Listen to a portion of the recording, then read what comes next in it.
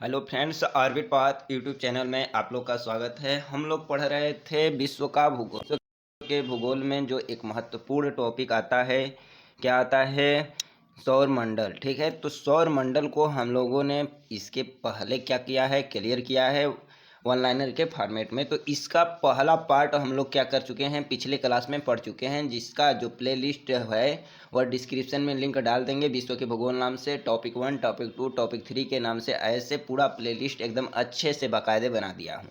ठीक है दोस्तों, जाकर वहाँ से देख लेना।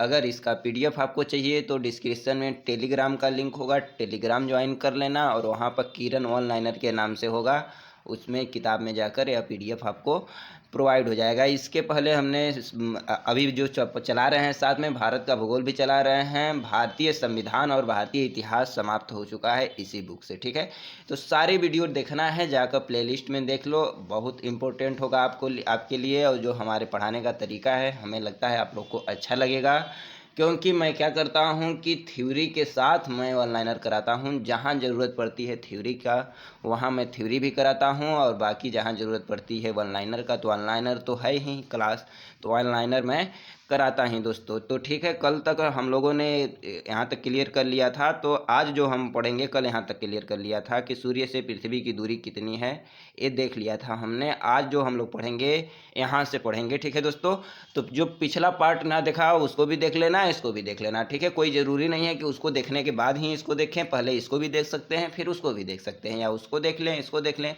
दोनों को देख लो, आपके लिए इम्पोर्टेंट होगा और इससे क्वेश्चन बाहर न जाने की संभावना अत्यंत है। ठीक है दोस्तों, तो जो पहला क्वेश्चन है वह क्या कह रहा है, उसको देखेंगे कि वह सीमा, क्या कह रहा है, वह सीमा जिसके बाहर तारे आंतरिक मृत्यु से ग्रसित होते हैं उसे कहते हैं। जो सीमा है बोल रहा है, वह ऐसी सीमा की बात कर रहा है जिसके बाहर तारे अगर आंतरिक मृत्यु से ग्रसित होते हैं तो क्या कहलाती है? चंद्रशेखर सीमा। क्या कहलाती है? चंद्रशेखर सीमा कहलाती है, जिसके बाहर तारे क्या करते हैं? आंतरिक मृत्यु से ग्रसित होते हैं। अगला क्वेश्चन कर रहा है, हमारी आकाशगंगा के केंद्र की परिक्रमा करने में सूर्य को समय कितना लगता है? क्वेश्चन पूछा गया है बीपीएससी में, आईएएस प्री में। ठीक है, इसी तरह से क्वेश्चन जो बड़े बड़े पेपरों में पूछा जाता है, तो वनडे वन में तो वह क्वेश्चन ही वही, उसी का कॉपी तो वनडे करता है भाई।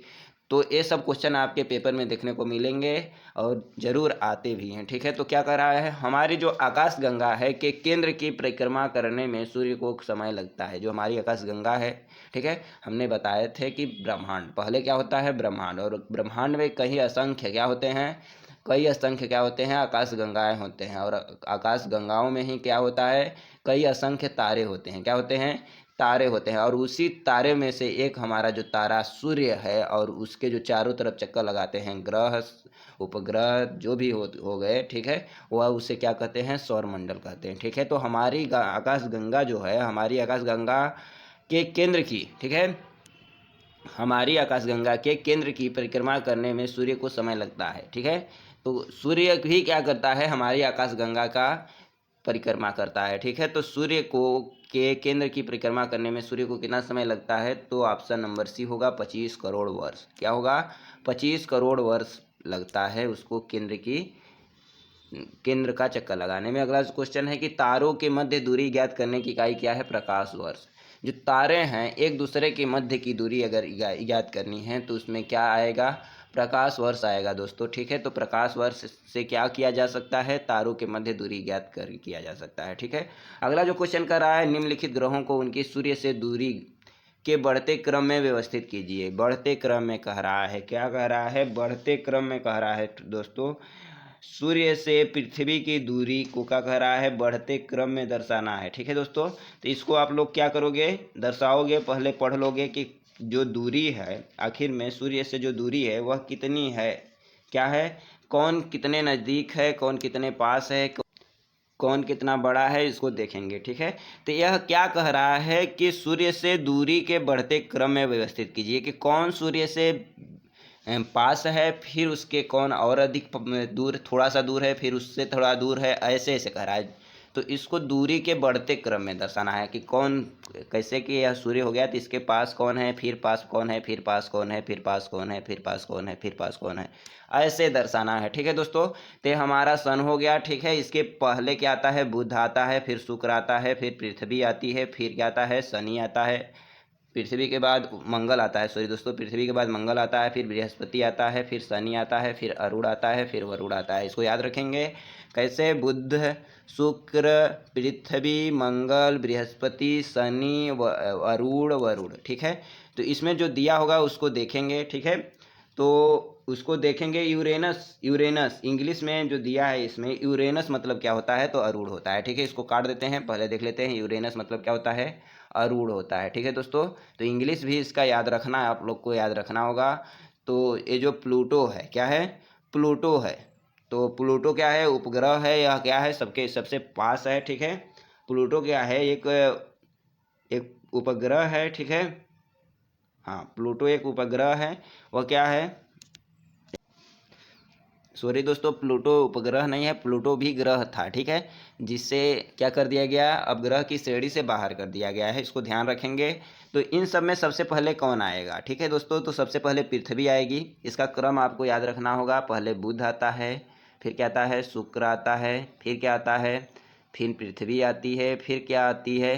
फिर आती है आपकी पृथ्वी के बाद मंगल, फिर मंगल के बाद क्या आता है? बृहस्पति, बृहस्पति के बाद क्या आता है? शनि, फिर शनि के बाद अरूढ़, फिर वरुण। ठीक है, तो पहले क्या आ गया? पहले इन सब में देखेंगे तो पृथ्वी आ गई पहले, तो सेकेंड नंबर ए ऑप्शन सही हो जाएगा, क्योंकि ए में ही पहले क्या दिया है? पृथ्वी। ठीक है, दूसरे स्थान पर बृहस्पति आ जाएगा, पृथ्वी के बाद बृहस्पति, इसमें जो दिया है फिर अरूढ़ आ जाए, यूरेनस आ जाएगा, अरूढ़ जिसे कहते हैं, फिर प्लूटो आ जाएगा, तो ऑप्शन नंबर ए हो जाएगा। ठीक है दोस्तों, ये सब ऐसे क्वेश्चन पूछा जाता है, तो क्रम आपको याद रखना है। बुध, शुक्र, पृथ्वी, मंगल, बृहस्पति, शनि, अरूढ़, वरुण। ठीक है, ये याद रखना है आपको। अगला क्वेश्चन है, सूर्य ग्रहण कब होता है? सूर्य ग्रहण कब होता है भाई? चंद्रमा जब सूर्य और पृथ्वी के बीच में आ जाता है। जब चंद्रमा है वह पृथ्वी और सूर्य के बीच में आ जाता है तो क्या होता है? सूर्य ग्रहण होता है। ठीक है दोस्तों, तो चंद्रमा क्या हो जाता है? चंद्रमा क्या हो जाता है कि जब सूर्य और पृथ्वी के बीच में आ जाता है तो सूर्य ग्रहण होता है। वहीं चंद्र ग्रहण की बात करें, किसकी बात करें? चंद्र ग्रहण की बात करें तो क्या होता है? जब पृथ्वी सूर्य और चंद्रमा के बीच में आ जाए तो क्या होता है? पृथ्वी सूर्य और चंद्रमा के बीच में आ जाए तो चंद्र ग्रहण होता है। और वहीं याद रखेंगे कि अगर चंद्र सूर्य ग्रहण की बात करें तो सूर्य ग्रहण अमावस्या को होता है, और वहीं चंद्र ग्रहण की बात कर दे तो चंद्र ग्रहण पूर्णिमा को होता है। क्या हर पूर्णिमा को चंद्र ग्रहण होता है? क्या हर अमावस्या को सूर्य ग्रहण होता है? नहीं दोस्तों, किसी खास अमावस्या को क्या होता है? सूर्य ग्रहण होता है। किसी एक पूर्णिमा को क्या होता है? चंद्र ग्रहण होता है। ठीक है, हर अमावस्या हर या पूर्णिमा को चंद्र ग्रहण सूर्य ग्रहण नहीं होता है, इसको याद रखेंगे। अगला जो क्वेश्चन है वह कह रहा है, सूर्य का प्रभा मंडल जिसे हेलोग्राम कहते हैं प्रकाश के अपवर्तन से उत्पन्न होता है। ठीक है, तो सूर्य का जो प्रभा मंडल है प्रकाश के अपवर्तन से उत्पन्न होता है पछाभ मेघों के हिम स्फटिकों में। क्या? पछाभ मेघों के हिम स्फटिकों में। ठीक है, अगला क्वेश्चन कर रहा है, प्रत्येक सूर्य ग्रहण होता है तो प्रत्येक सूर्य ग्रहण कब होता है? केवल अमावस के दिन। तो सूर्य ग्रहण अमावस के दिन होता है। वहीं चंद्र ग्रहण की बात करें तो पूर्णिमा के दिन होता है। ठीक है दोस्तों, यह कह रहा है, ग्रह जिसका कोई उपग्रह नहीं है वह कौन है? तो बुध है और शुक्र, दो ठो ऐसे ग्रह हैं जिसके कोई उपग्रह नहीं है। वो कौन है? बुध और शुक्र। और शुक्र की बात करें तो शुक्र पृथ्वी के सबसे निकटतम ग्रह भी है। इसे साज का तारा, भोर का तारा, पृथ्वी की जुड़वा बहन, सभी इसको नाम से जाना जाता है, कई नामों से जाना जाता है। तो शुक्र एक इम्पोर्टेंट हो जाता है हमारी पृथ्वी के पास होने की वजह से। ठीक है दोस्तों, अगला जो क्वेश्चन है वह कह रहा है, पृथ्वी तक पहुंचने के लिए सूर्य से चला प्रकाश समय लेता है, लगभग कितना लेता है? तो लगभग 8 मिनट लेता है। ठीक है, तो सूर्य जब पृथ्वी पर सूर्य से चला प्रकाश लगभग कितना लेता है? 8 मिनट लेता है, इसको याद रखेंगे। याद रहेगा दोस्तों? 1 मिनट याद रहना चाहिए। ठीक है, अगला जो क्वेश्चन है कि सौरमंडल का सबसे बड़ा ग्रह कौन है? सौरमंडल का अगर सबसे बड़ा ग्रह है तो वह बृहस्पति है। कौन है? अगर सौरमंडल का सबसे बड़ा ग्रह बात करी जाए तो वह कौन है? बृहस्पति है। ठीक है दोस्तों, याद रहेगा, याद रहेगा। सौरमंडल का सबसे बड़ा ग्रह कौन है? बृहस्पति है। कई बार क्वेश्चन पूछा गया है सौरमंडल का सबसे बड़ा ग्रह कौन है, तो बृहस्पति है, इसको याद रखेंगे। एक बार फिर से रट लो, सौरमंडल का सबसे बड़ा ग्रह कौन है? बृहस्पति है। और उसके बाद कौन है? शनि है।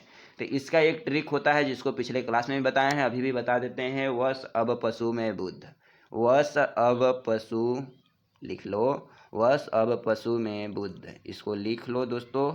तो बुध तो सबसे छोटा है, ठीक है, आकार की दृष्टि से। और वह क्या है, बृहस्पति हो गया, स से शनि हो गया, अ से अरूढ़ हो गया, व से वरूढ़ हो गया, प से क्या हो गया, पृथ्वी हो गया, सु से शुक्र हो गया, और म से मंगल हो गया, ठीक है, म से मंगल हो गया, और बुध से बुध हो गया, ठीक है। तो व से बृहस्पति क्या है, सबसे बड़ा है। स से शनि क्या है, उससे छोटा है, और उससे छोटा है। व से वरुण उससे छोटा है। प से पृथ्वी उससे छोटा है। सु से शुक्र उससे छोटा है। मे से मंगल उससे छोटा है। बुध तो सबसे छोटा है। इसको याद रखेंगे। अगर बोल दे सबसे निकटतम, सूर्य के सबसे निकटतम ग्रह कौन है, बुध है। सबसे छोटा ग्रह भी कौन है, बुध है, ठीक है। अगला क्वेश्चन है, ब्लू मून परिघटना होती है। क्या कह रहा है, ब्लू मून परिघटना होती है। तो ब्लू मून परिघटना कब होती है, उपयुक्त में से किसी में से भी नहीं। जब एक ही माह में 2 पूर्णिमा हो तब पर भी नहीं। जब एक कैलेंडर में वर्ष 2 लगातार माह 4 पूर्णिमाएँ हो तब पर भी नहीं, ठीक है। तो पूर्ण मून को आप लोग देख लेना क्या होता है, ठीक है, हम बता नहीं रहे हैं। अगला क्वेश्चन कर रहा है, पृथ्वी अपनी धुरी पर घूमती है, और कमेंट बॉक्स में बता देना फुल मून क्या होता है। अगला जो क्वेश्चन है वह कह रहा है 23 घंटे 56 मिनट 4 सेकंड में क्या है भाई, पृथ्वी अपनी धुरी पर घूमती है कितना, 23 घंटे 56 मिनट 4 सेकंड, ठीक है। तो कुल 24 घंटे में नहीं घूमती है, 23 घंटे 56 मिनट 4 सेकंड में घूमती है। अगला क्वेश्चन है, पृथ्वी पर दिन रात की अवधि समान होती है भूमध्य रेखा पर। अगर भूमध्य रेखा की बात की जाए तो वहाँ दिन और रात की अवधि समान होती है। और वहीं बात की जाए ध्रुवों पर, तो ध्रुवों में 6 महीने का दिन और 6 महीने की रात होती है। अगला क्वेश्चन कर रहा है, इक्विनॉक्स का तात्पर्य है वह तिथि जब दिन व रात की अवधि समान होती है। जब दिन व रात की अवधि समाप्त होती है तो उसे क्या कहा जाता है, इक्विनॉक्स कहा जाता है, ठीक है दोस्तों। अगला क्वेश्चन है, दक्षिणी गोलार्ध में सबसे लंबा दिन कब होता है। अगर दक्षिणी गोलार्ध की बात करें तो सबसे लंबा दिन पूछ रहा है, दक्षिणी गोलार्ध का सबसे लंबा दिन तो 22 दिसंबर को बताएंगे। कब बताएंगे, दक्षिणी गोलार्ध का सबसे लंबा दिन, दक्षिणी गोलार्ध का सबसे लंबा दिन 22 दिसंबर का। वहीं कह दे उत्तरी गोलार्ध का सबसे लंबा दिन, तो उत्तरी गोलार्ध का सबसे लंबा दिन 21 जून को, ठीक है। इसको समझेंगे। यह क्या है, 1 मिनट, यह क्या है, यहाँ पर पृथ्वी है, यहाँ पर पृथ्वी है, यहाँ पर पृथ्वी है, यहाँ पर पृथ्वी है, ये बीच में क्या हो गया, सन हो गया, ये सब अर्थ हैं, ठीक है। तो इसे कहेंगे क्या, यहाँ जो हो गया 21 जून को, यह उत्तरी गोलार्ध में क्या होता है, 21 जून यहाँ लिख लेना, 21 जून उत्तरी गोलार्ध, ठीक है। यहाँ क्या होता है, उत्तरी गोलार्ध का सबसे बड़ा दिन होता है। यहीं 22 दिसंबर की बात करें तो 22 दिसंबर को क्या होता है, दक्षिणी गोलार्ध का सबसे बड़ा दिन होता है 22 दिसंबर को, ठीक है। और वहीं यहाँ बात करें 23 सितंबर को, ठीक है, 23 सितंबर को, ठीक है। तो 23 सितंबर को क्या होता है, भूमध्य रेखा पर शरद विषुव होता है, ठीक है। और वहीं बात की जाए 21 मार्च को, तो 21 मार्च को क्या होता है, इक्वेटर यानी भूमध्य रेखा पर क्या होता है, बसंत विषुव, ठीक है। 21 मार्च को क्या होता है, भूमध्य रेखा पर बसंत विषुव होता है। वहीं 23 सितंबर को क्या होता है, भूमध्य रेखा पर 23 सितंबर को भूमध्य रेखा पर शरद विषुव होता है। और इसको नहीं याद रखेंगे, 2 ठो याद रखो, 22 दिसंबर और 21 जून। 22 दिसंबर 21 जून को क्या होता है, 22 दिसंबर को दक्षिणी गोलार्ध का सबसे बड़ा दिन होता है। वहीं 21 जून को उत्तरी गोलार्ध का सबसे बड़ा दिन होता है, ठीक है दोस्तों, याद रहेगा। आगे देखेंगे, आगे क्वेश्चन क्या कह रहा है। तो आगे क्वेश्चन कह रहा है कि पृथ्वी के उपग्रहों की संख्या कितनी है, तो 1। पृथ्वी का केवल एक ही उपग्रह है, वह कौन है, तो चंद्रमा है, ठीक है। अगला क्वेश्चन कह रहा है 21 जून को दिन का प्रकाश उत्तरी ध्रुव पर दिखाई देता है, और वहीं 21 जून को उत्तरी ध्रुव का सबसे बड़ा दिन भी होता है। और क्या होता है, 12 घंटे, जो दिन है कितने घंटे होती है, 12 घंटे होती है। अगला क्वेश्चन कह रहा है, यह किसने सर्वप्रथम प्रतिपादित किया कि सूर्य हमारे सौरमंडल का केंद्र है और पृथ्वी उसकी परिक्रमा करती है। यह किसने दिया, यह जो तथ्य है, यह जो सिद्धांत है, वह किसने कहा है कि सूर्य जो है हमारे केंद्र में स्थित है और पृथ्वी उसका चक्कर लगाती है।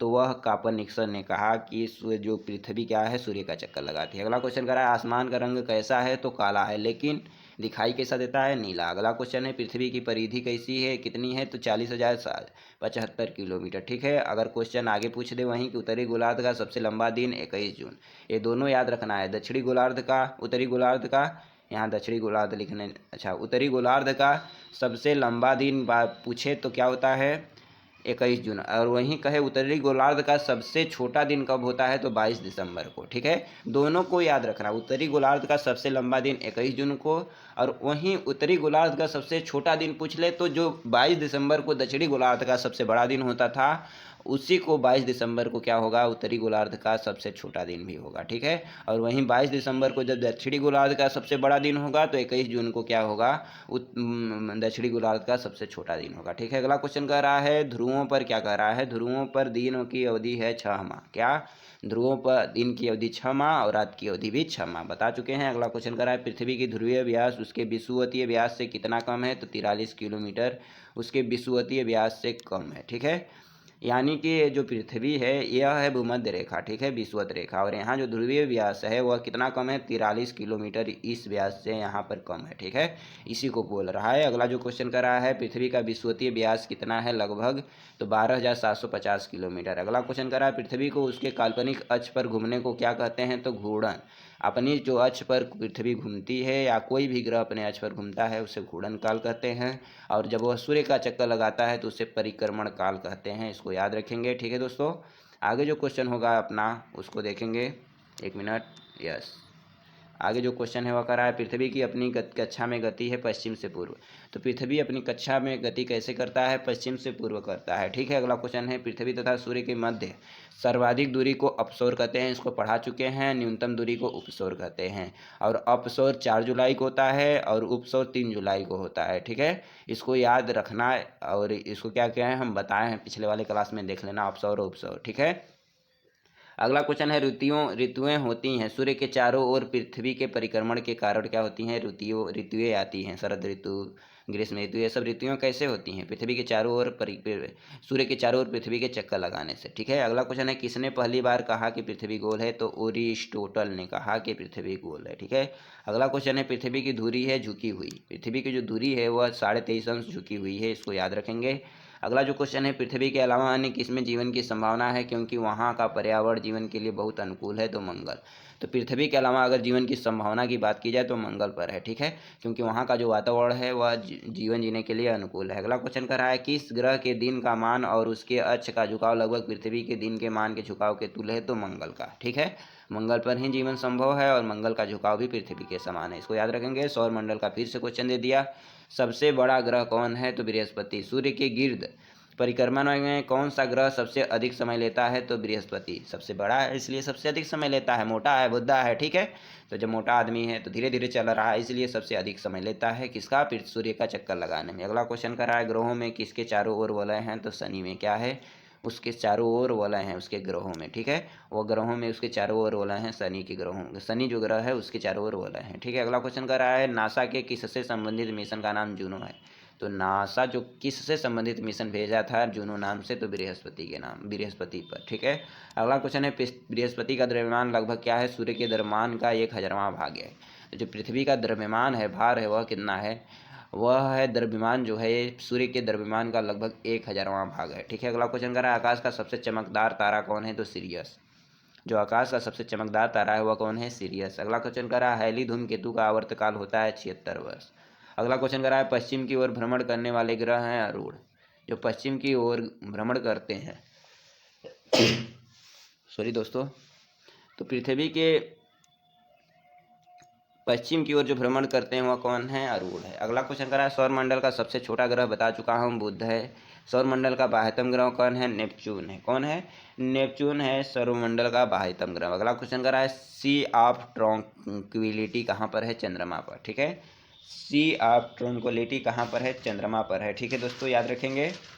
अगला जो क्वेश्चन होगा आपका वह कर रहा है सूर्य ग्रहण होता है जब, क्या होता है भाई, सूर्य ग्रहण जब होता है जब चंद्रमा पृथ्वी और सूर्य के बीच में आ जाए तो क्या होता है, सूर्य ग्रहण होता है। इसमें सूर्य स्पष्ट नहीं दिखाई देता है। चंद्र ग्रहण कब होता है, जब चंद्रमा और सूर्य के बीच में पृथ्वी आ जाए। ठीक है, अगला क्वेश्चन कर रहा है एक कैलेंडर वर्ष में अधिक से अधिक कितने ग्रहण हो सकते हैं, तो एक वर्ष में अधिक से अधिक 7 ग्रहण हो सकते हैं। ठीक है, अगला क्वेश्चन कर रहा है डायमंड रिंग की घटना होती है सूर्य ग्रहण के दिन। डायमंड रिंग की घटना सूर्य ग्रहण के दिन होती है। चंद्र ग्रहण का कारण क्या है, सूर्य और चंद्रमा के बीच के पृथ्वी आ जाना। तो चंद्र ग्रहण कब होता है, सूर्य और चंद्रमा के बीच में जब पृथ्वी आ जाए। ठीक है, चंद्र में पृथ्वी आएगी और सूर्य में कौन आएगा, चंद्रमा आएगा बीच में। अगला क्वेश्चन है चंद्र ग्रहण घटित होता है पूर्णिमा के दिन, वहीं सूर्य ग्रहण अमावस्या के दिन। अगला क्वेश्चन कर रहा है सूर्य और पृथ्वी की औसत दूरी कितना है, औसत दूरी है 150 × 10⁻16 किलोमीटर। ठीक है, अगला क्वेश्चन है कौन से ग्रह के सर्वाधिक प्राकृतिक उपग्रह अथवा चंद्र हैं? तो शनि का क्या है, सबसे प्राकृतिक उपग्रह किसके पास हैं? तो शनि के पास है, इसको याद रखना। अगला जो क्वेश्चन है दोस्तों वह कह रहा है, एक मिनट, अगला जो क्वेश्चन है वह कह रहा है कि कौन से ग्रह के सर्वाधिक प्राकृतिक उपग्रह अथवा चंद्र हैं? तो शनि के तो पढ़ चुके हैं। सूर्य का बाह्यतम परत को क्या कहते हैं? तो उसे कोरोना कहते हैं, किरीट कहते हैं। ठीक है, एक कोरोना नहीं जो आया था वो कोरोना होता है, उसको किरीट और किरीट या कोरोना कहते हैं, उसके बाह्यतम जो परत है। ठीक है, सूर्य का। अगला क्वेश्चन कर रहा है यदि पृथ्वी का अक्ष इसकी कक्षा के समतल के अनुलंब होता है तो एक घटित नहीं होता है, उत्तरी ध्रुव हमेशा अंधेरे में रहेगा। तो इसका कहने का मतलब क्या कह रहा है, यदि पृथ्वी का अक्ष इसकी कक्षा के समतल के अनुलंबन होता है तो एक घटित नहीं हुआ होता है, उत्तरी ध्रुव हमेशा अंधेरे में रहेगा। ठीक है, तो स्थल मंडल भी पढ़ चुके हैं और क्या पढ़ लिए, सौर मंडल भी पढ़ लिया। स्थल मंडल भी इसके पहले जो टॉपिक सब करा रहे थे स्थल मंडल का था। ठीक है, अब पढ़ेंगे अगला जो टॉपिक होगा वह वायुमंडल पढ़ेंगे, जिसमें ओजोन परत आएगा, क्षोभ मंडल, समताप मंडल, बहिर्मंडल। ठीक है, ये सब मंडल पढ़ेंगे और इसके बारे में जानेंगे कहाँ कौन उड़ता है, इससे क्वेश्चन बहुत आते हैं। तो अगला टॉपिक भी आपके लिए बहुत इंपॉर्टेंट है, तो उसको ध्यान से देखना दोस्तों। और जो अब तक का टॉपिक है इसको भी एक बार ध्यान से देख लो, क्योंकि आपके पेपर के लिए अति महत्वपूर्ण है। ठीक है, क्योंकि रिवीजन के लिए इससे बेस्ट कुछ भी नहीं है हमें लगता है जहाँ तक। और आपको अगर वीडियो अच्छा लग रहा हो तो लाइक, सब्सक्राइब और शेयर कर देना। धन्यवाद।